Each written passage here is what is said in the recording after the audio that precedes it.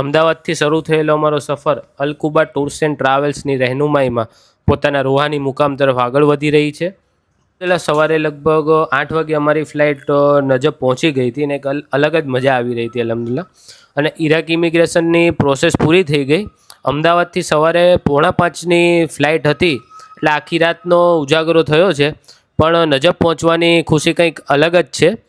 અને ભાઈ આપણા બધા મુસાફરો માટે એરપોર્ટની બહાર આવે એટલે નાસ્તાની વ્યવસ્થા કરવામાં આવી હતી, એટલે થોડોક આરામ થઈ જાય. અને હવે અમે બધા બસમાં બેસવા માટે જઈ રહ્યા છીએ અને બસ નજબ એર સિટી પહોંચે એટલે આપણને કંઈક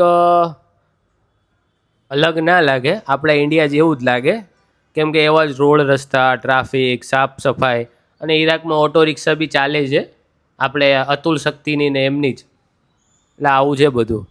હવે બીજી માહિતી આના પછીના વિડીયોમાં, એટલે આઈડીને ફોલો કરી લેજો. અને રબ તબારક વ તાલાથી દુઆ છે આપને પણ જલ્દથી જલ્દ ઈરાકની ઝિયારતો માટે બોલાવે અલકુબા ટૂર્સ એન્ડ ટ્રાવેલ્સ થકી, ઇન્શાલ્લાહ.